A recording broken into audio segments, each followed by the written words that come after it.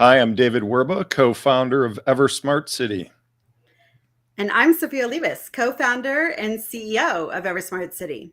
EverSmart City is a mixed use IRL smart community built with shipping containers to provide affordable housing, powered by renewable energy, has sustainable agriculture, and is integrated with blockchain technology.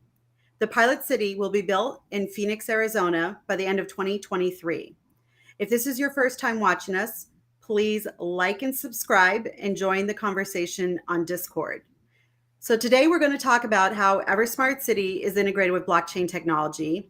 And we finally get to debut our third co-founder, David Werba, whom we've been speaking about on our previous videos.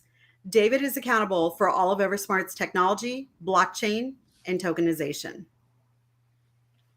Excellent. Thank you, Sophia. Yeah, so EverSmart City, it's a grand concept, as you may have heard in past videos. We are integrating with blockchain technology in multiple ways. And the first one I will start with is through the technology that we are installing, the green technology equipment and the alternative energy equipment in the physical EverSmart City, starting in Phoenix, Arizona.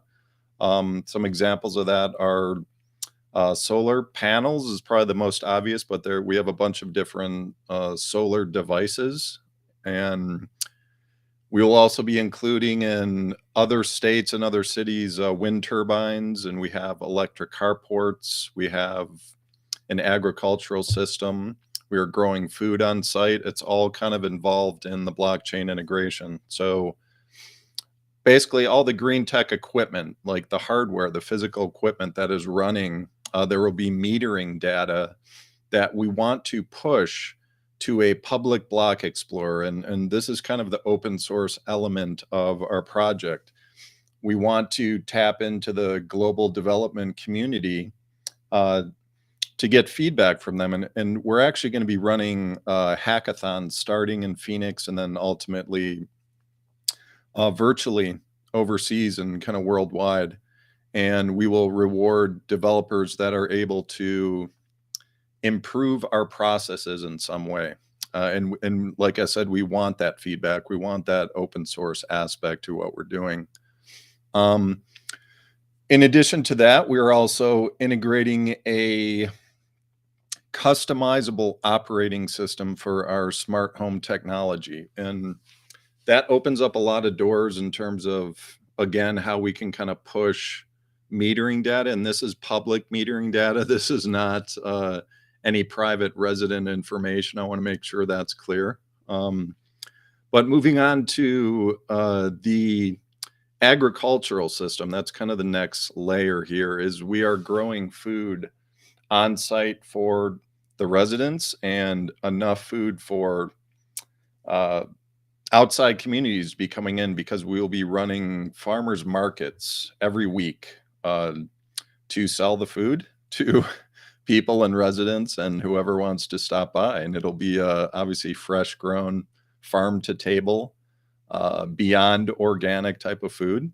But we are going to install a supply chain system with the food that we're growing on site. And so data from that supply chain is also going to be pushed to a block explorer, and we're basically kind of setting the stage for a global network, because we're going to be doing that all at all the cities that we launch after the Phoenix pilot.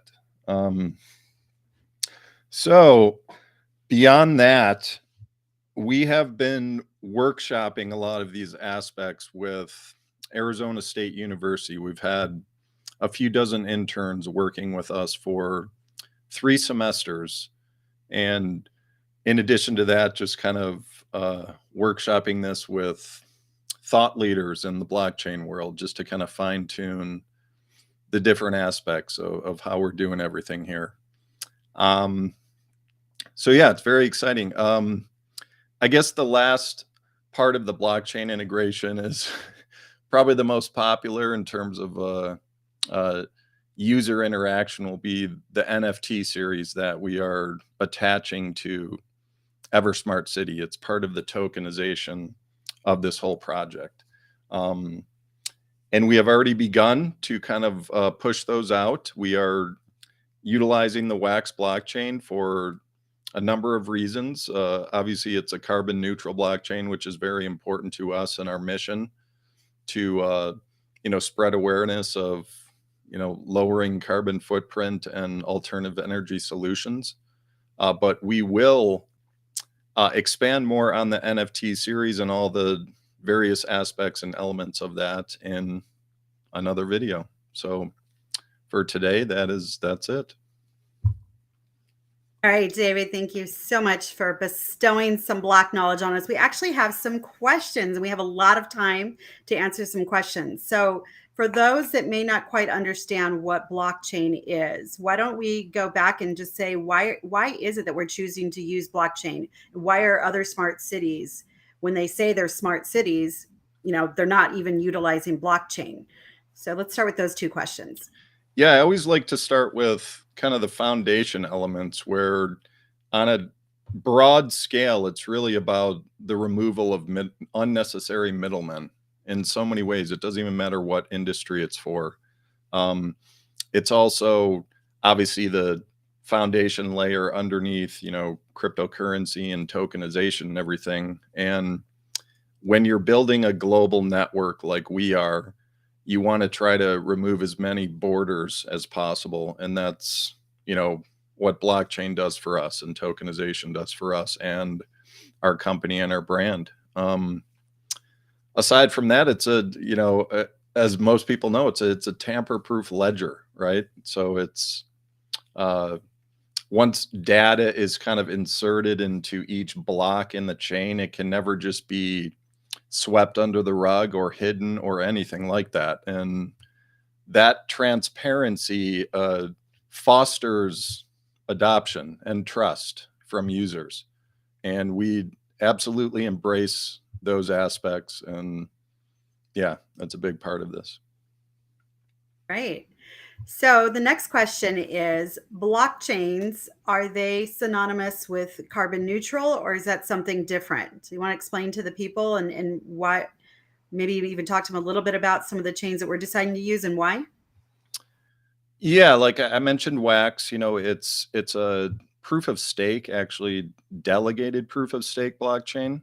And I guess the early wave of cryptocurrencies, obviously, Bitcoin, Ethereum, starting as proof of work. Ethereum has been in the process of moving towards proof of stake for a couple of years now.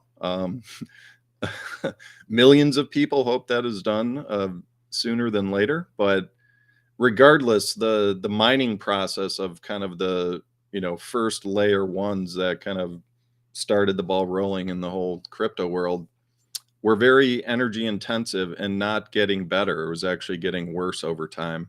And some new initiatives have arisen in the past year or so that you may have seen in the news, where there's more of kind of like a green mining type of initiative where energy stored and used to mine cryptocurrency is from solar power or something like that, but still it requires massive storage and energy just to operate. And again, it doesn't get better over time. Bitcoin is going to be mined for over 100 years from this point forward, so there's there's still a lot of like energy work and energy consumption required to complete that the protocol.